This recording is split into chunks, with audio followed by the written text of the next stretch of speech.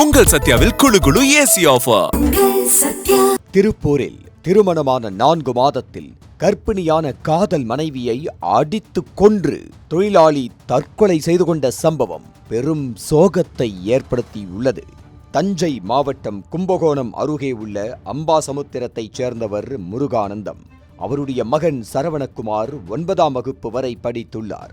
27 வயதாகும் இவர் திருப்பூரில் உள்ள வெல்டிங் பட்டறையில் தொழிலாளியாக பணியாற்றி வந்தார். மேலும் இவர் ஒரத்தநாடு கார்காடிப்பட்டியைச் சேர்ந்த வல்வராசு என்பவரது 19 வயது மகளான ஸ்ரீமதி என்பவரை கடந்த ஓராண்டாக காதலித்து வந்தார். ஸ்ரீமதி தஞ்சாவூரில் உள்ள தனியார் நர்சிங் கல்லூரியில் BSc 2ஆம் ஆண்டு படித்து வந்தார். காதல் ஜோடி 2 பேரும் வெவ்வேறு சமூகத்தைச் சேர்ந்தவர்கள் என்பதால் அவர்களது காதலுக்கு இருதரப்பு பெற்றோரும் எதிர்ப்பு தெரிவித்தனர்.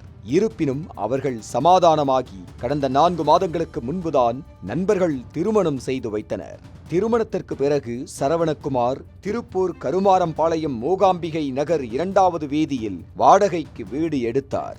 அங்கு புதுமண தம்பதிகள் தங்களது இல்வாழ்க்கையை இனிதாக தொடங்கினர். இதன் பயனாக ஸ்ரீமதி கர்ப்பமானார். இதனிடையே சரவணகுமார் அடிக்கடி மது அருந்திவிட்டு வந்து மனைவியை வேலைக்கு செல்ல வற்புறுத்தி தாக்கியதாக கூறப்படுகிறது.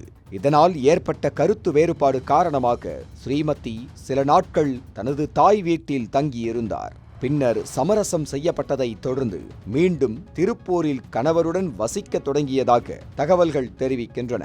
இந்த நிலையில் கடந்த 29ஆம் தேதி இருவருக்கும் மீண்டும் தகராறு ஏற்பட்டதாகவும் அப்போது சரவணகுமார் தாக்கியதில் ஸ்ரீமதியின் கர்ப்பம் கலைந்ததாகவும் பின்னர் ஏற்பட்ட இரத்த போக்கினால் ஸ்ரீமதி உயிரிழந்ததாகவும் கூறப்படுகிறது. இது தெரியாமல் வீட்டை பூட்டிவிட்டு வெளியேறிய சரவணகுமார் மீண்டும் வீட்டிற்கு வந்து மனைவி உயிரிழந்த நிலையில் இருப்பதை கண்டு மின்விசிறியில் தூக்கிட்டு தற்கொலை செய்து கொண்டதாக கூறப்படுகிறது. இந்த சம்பவம் குறித்து திருப்பூர் வடக்கு போலீசார் வழக்கு பதிவு செய்து தீவிர விசாரணை நடத்தி வருகின்றனர். பிரேத பரிசோதனை மற்றும் தடயவியல் அறிக்கைகளின் அடிப்படையில் உயிரிழப்புக்கான துல்லியமான காரணம் உறுதி செய்யப்படும் என போலீசார் தெரிவித்துள்ளனர்.